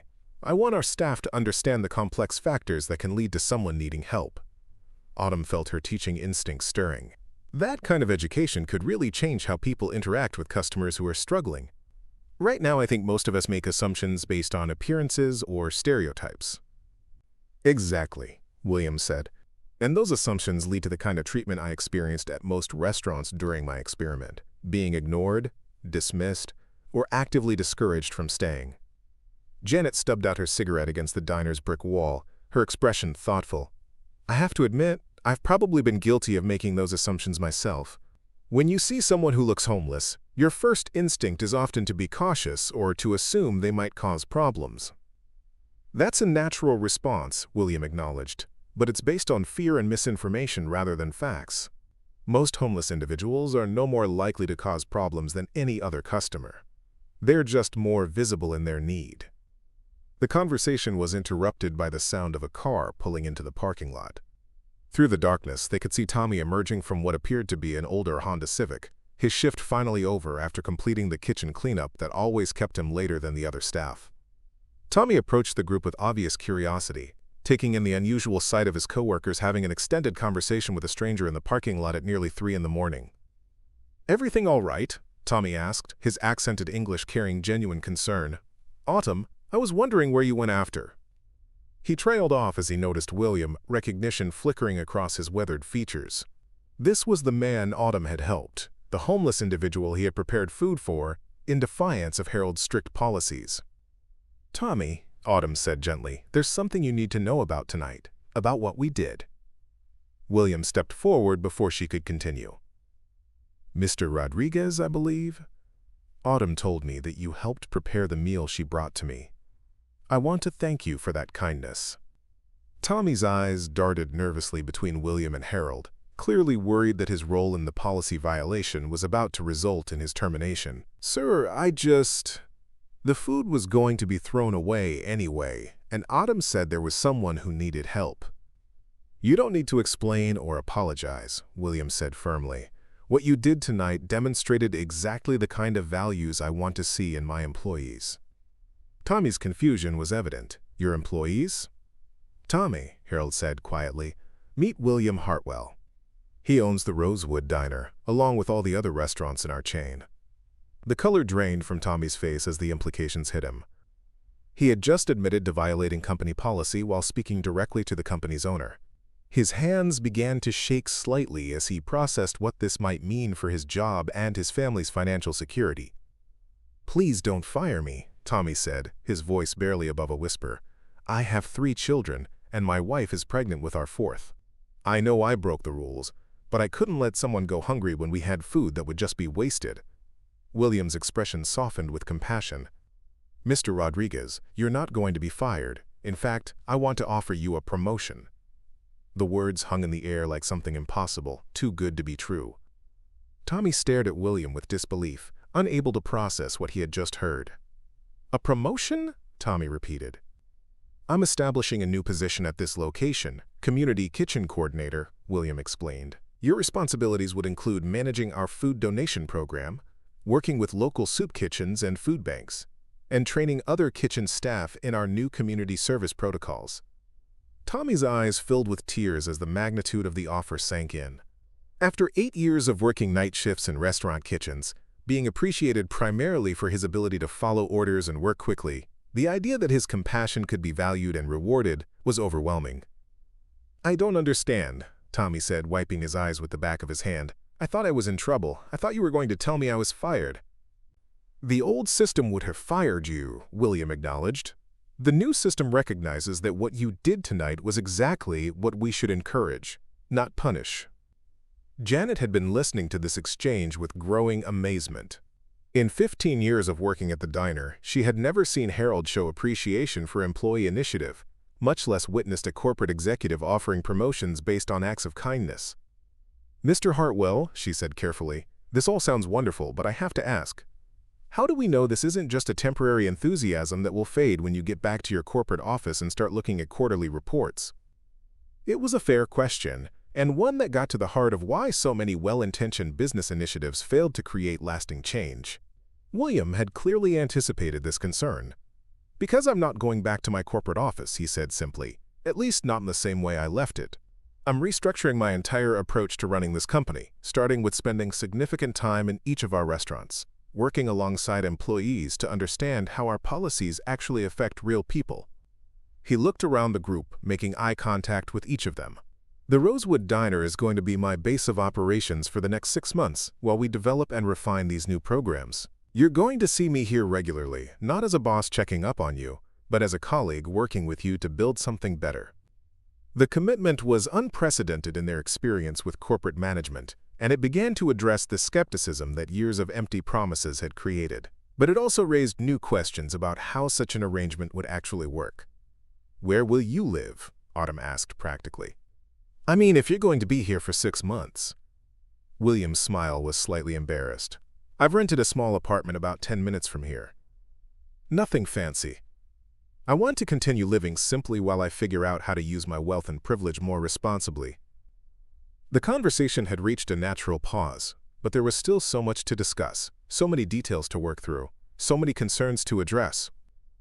The 4 employees stood in the parking lot with their unlikely corporate leader, all of them aware that they were at the beginning of something that could transform not just their workplace, but their understanding of what business could be at its best. The November air had grown colder as the night wore on, and Autumn could see her breath forming small clouds as she spoke. The group had been standing in the parking lot for nearly an hour, and the reality of their situation was beginning to settle in with all its complexity and uncertainty.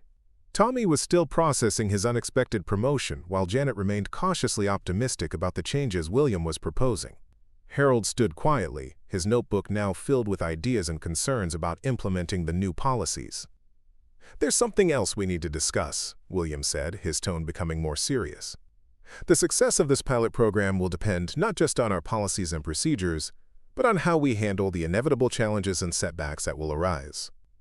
He gestured toward the diner's windows, where they could see the few remaining late-night customers finishing their meals. "When word gets out about our Community Connection program, we're going to attract attention, both positive and negative. Some people will celebrate what we're doing, while others will criticize it as irresponsible or naive." Janet nodded knowingly. "I can already imagine the complaints. Regular customers who think we're encouraging panhandling, or people who assume we're going to be overrun with homeless individuals." "Those concerns aren't entirely unfounded," William acknowledged. "We need to be prepared for the possibility that some people will try to take advantage of our generosity. We also need to be ready for situations where our good intentions might create unintended consequences." Autumn thought about the complexities involved in distinguishing between genuine need and potential exploitation. How do we make those determinations fairly? How do we help people who really need assistance without enabling those who might be taking advantage? "That's where your training and education components become crucial," William replied. "The more our staff understands about the realities of homelessness and poverty, the better equipped they'll be to make nuanced decisions." Tommy, who had been quiet since learning about his promotion, finally spoke up. "In my neighborhood, I see families who are struggling but too proud to ask for help. I also see people who have learned to work the system because they don't have other options. It's not always easy to tell the difference. And that's exactly why we need people like you involved in developing these programs," William said. "Your perspective as someone who understands both the community and the business operations will be invaluable." Harold looked up from his notes. "We should also consider establishing relationships with local social service organizations. They could help us connect people with longer-term resources, not just immediate meals." "Excellent suggestion," William agreed. "I want the Rosewood Diner to become a genuine community resource, not just a place that occasionally gives away free food. We should be able to direct people to job training programs, housing assistance, mental health services, and other support systems." The scope of what they were discussing was beginning to feel overwhelming to Autumn. She had always wanted to help people, but the idea of coordinating services across multiple organizations while managing day-to-day restaurant operations seemed daunting. "Mr. Hartwell," she said hesitantly, "I'm grateful for the opportunity you're offering me, but I'm worried about being in over my head. Community outreach work requires skills and knowledge that I'm not sure I possess." William's expression was understanding.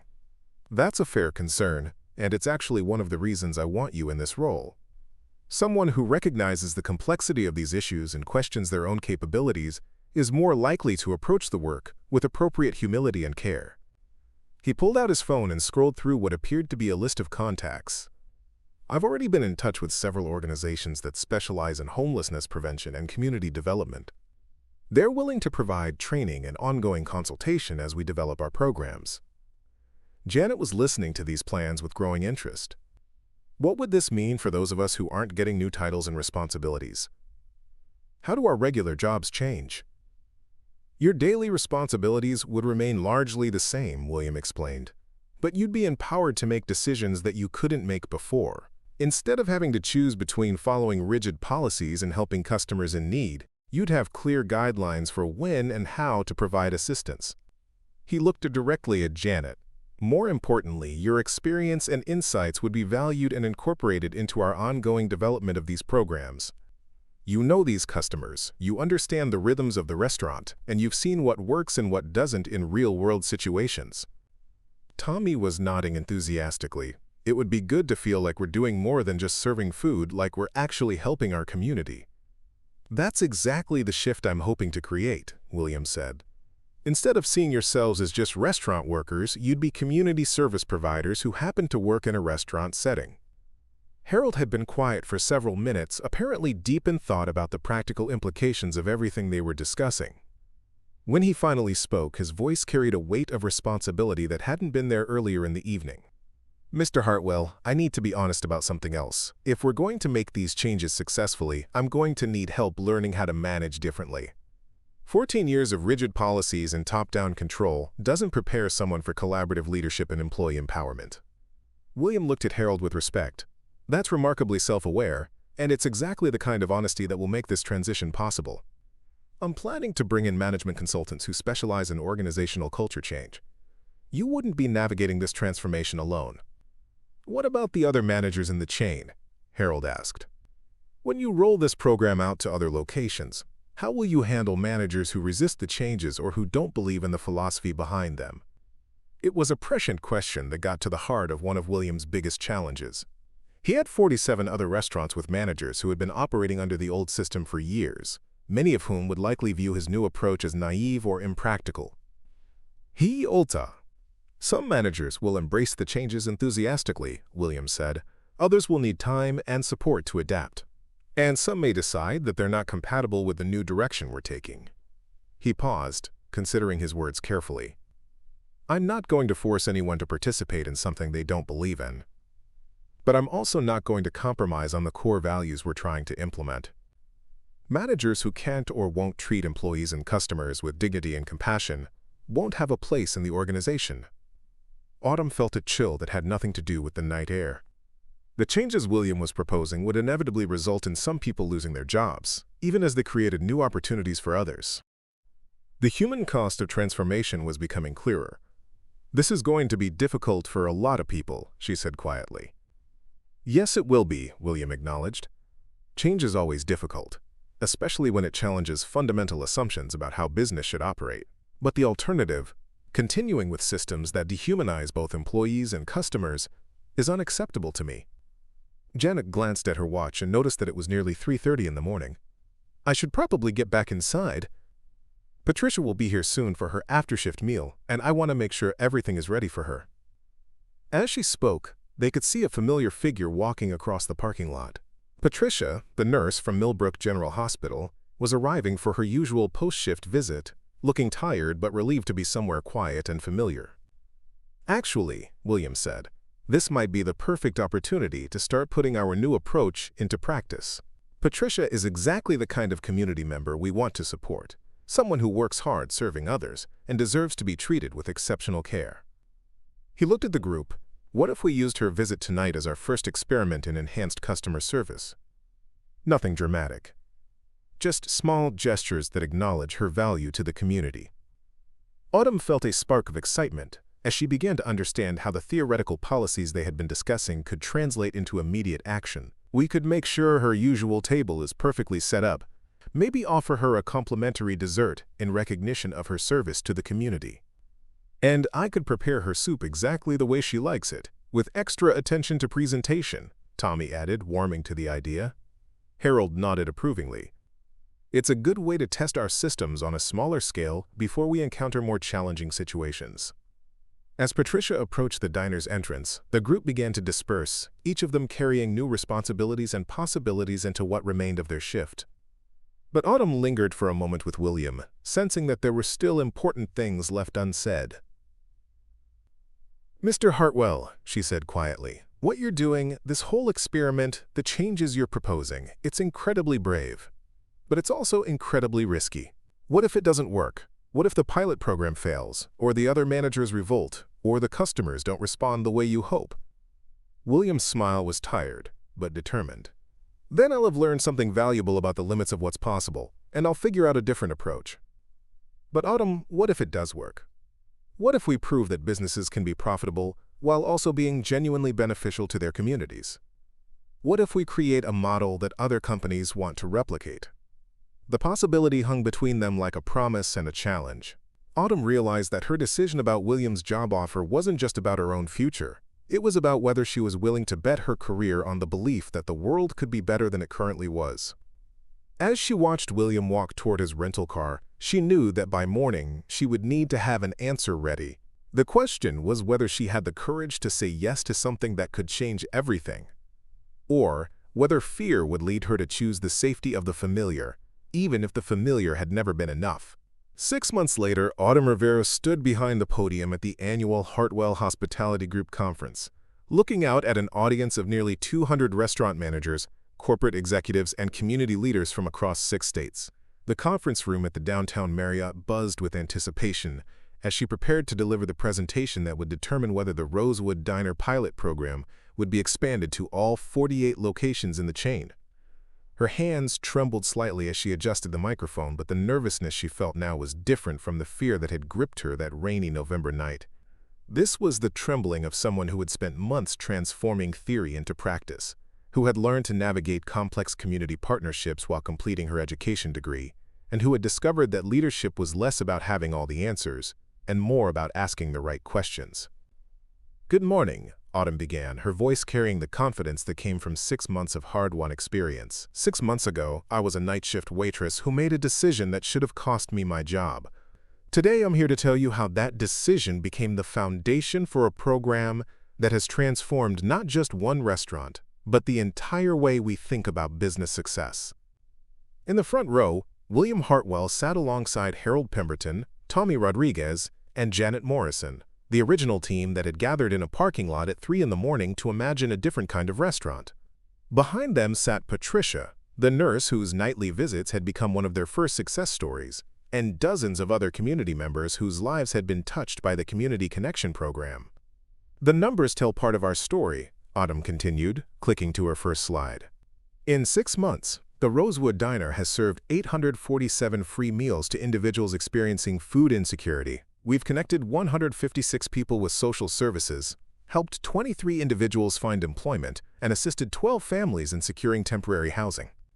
A murmur of appreciation rippled through the audience, but Autumn held up her hand to indicate she wasn't finished. "But those numbers, impressive as they are, don't capture the real transformation that has occurred. Our employee turnover rate has dropped from 78% annually to 12%. Customer satisfaction scores have increased by 34%. And our profit margins have grown by 18%, even after accounting for the costs of our community programs."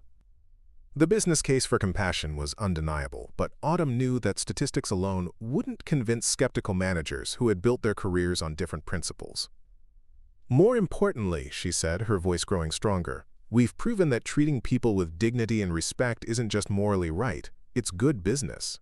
When employees feel empowered to act on their values, they become more engaged, more creative, and more committed to excellence in everything they do." She clicked to a slide showing before and after photos of the Rosewood Diner.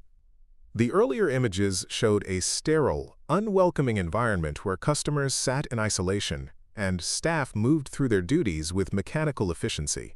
The recent photos revealed a warm, vibrant space where conversations flowed naturally between tables, where staff members knew customers' names and stories, and where the simple act of sharing a meal had become a celebration of community. Il Laspia, Harold Pemberton, our general manager, will tell you that learning to lead with empathy rather than authority was one of the most difficult challenges of his career, Autumn said, gesturing toward Harold. But he'll also tell you that it was one of the most rewarding experiences of his life. Harold stood briefly to acknowledge the recognition, his face showing pride mixed with humility. The transformation in his leadership style had been remarkable to witness, from a manager who ruled through fear and rigid policies to one who inspired through trust and collaborative decision-making. Tommy Rodriguez, our community kitchen coordinator, has developed partnerships with 7 local organizations that now regularly receive our surplus food, Autumn continued. But more than that, he's created a model for how kitchen staff can become community advocates, using their skills and resources to address food insecurity in systematic ways. Tommy's promotion had exceeded everyone's expectations. His natural warmth and deep community connections had made him incredibly effective at building relationships with social service providers, and his practical knowledge of food service operations had enabled him to design efficient systems for food donation and distribution. Janet Morrison, with 15 years of front-of-house experience, has become our expert in identifying customers who might benefit from additional support while maintaining the dignity and comfort of all our guests, Autumn said. Her training protocols are now being adapted for use throughout the chain. Janet had initially been skeptical of the changes, but she had become one of their most effective advocates once she saw how the new policies actually played out in daily operations. Her ability to read customer needs and respond appropriately had made her invaluable in training other staff members. But the most important lessons we've learned, Autumn said, advancing to her final slides, are about the connections between individual acts of kindness and systemic change. Every time we help one person, we're not just addressing their immediate need, we're demonstrating to our entire community that businesses can be forces for positive social change. She told the story of Marcus, a veteran with PTSD who had first come to the diner seeking a free meal and had eventually been connected with mental health services and job training that enabled him to rebuild his life. She described Sarah, a single mother who had lost her apartment due to unexpected medical bills and had used their temporary housing assistance to get back on her feet while maintaining her job and her children's school enrollment. These stories matter because they represent thousands of people across our communities who need not just charity, but opportunity and respect, Autumn said. The Rosewood Diner has become a place where those opportunities are created and nurtured. As she spoke, Autumn thought about the conversation she'd had with her mother the week before. Carmen had visited the diner and had spent hours talking with customers and staff, marveling at how her daughter's simple act of kindness had grown into something that touched so many lives. Misha, her mother had said, tears in her eyes, "This is what I always hoped you would do with your life. Not just help people, but teach others how to help people too." Now, standing before the corporate audience, Autumn understood that her role had indeed become about teaching, not just children in a classroom, but adults in boardrooms and kitchens and dining rooms about the power of compassion to transform communities. "The question before us today," she said, looking directly at the corporate executives in the audience, "is whether we're ready to scale this model across all of our locations. The financial case is clear, the operational procedures are proven, and the community benefits are documented. But success will ultimately depend on whether our managers and staff are committed to the fundamental principle that underlies everything we do. That every person who enters our restaurants deserves to be treated with dignity and respect, regardless of their ability to pay." She paused, letting the weight of that challenge settle over the room. 6 months ago, William Hartwell stood outside the Rosewood Diner as a homeless man, testing whether his own company would live up to the values he hoped to promote. Tonight, he'll return to that same diner, not as an undercover executive, but as a community member celebrating the grand opening of our expanded Community Resource Center. The announcement drew surprised murmurs from the audience. The Resource Center, which would provide job training, housing assistance, and social services coordination, represented the next phase of their community engagement model. "This expansion is possible because businesses really can do well by doing good," Autumn concluded. "Because employees who are empowered to act with compassion become more creative, more dedicated, and more effective. Because customers who see businesses contributing to their communities become more loyal and more supportive. And because the challenges facing our society require all of us, including the business community, to be part of the solution." As applause filled the conference room, Autumn felt a profound sense of completion. The frightened young woman who had risked everything to help a stranger had become a confident leader who understood that individual acts of kindness, when supported by thoughtful systems and committed leadership, could indeed change the world. William approached the podium as the applause died down, his face showing pride and gratitude for the journey they had shared. "Ladies and gentlemen," he said, his voice carrying the authority of someone who had learned to lead through service rather than power, "I'm pleased to announce that the Community Connection program will be implemented in all Hartwell Hospitality Group locations over the next 18 months. And I'm even more pleased to announce that Autumn Rivera has accepted the position of Director of Community Engagement for our entire organization." As the audience rose and sustained applause, Autumn understood that her story was just beginning. The simple act of feeding a hungry stranger had become a career dedicated to feeding hungry communities, and the lessons learned in one small-town diner would now touch the lives of thousands of people across multiple states. The ordinary world she had known 6 months ago was gone forever, replaced by something far more challenging and infinitely more rewarding. She had discovered that sometimes the most profound changes begin with the smallest acts of courage, and that kindness, when systematically supported and strategically applied, really could transform everything. Up next, you've got 2 more standout stories right on your screen. If this one hits the mark, you won't want to pass these up. Just click and check them out. And don't forget to like, subscribe, and turn on the notification bell so you don't miss any upload from us.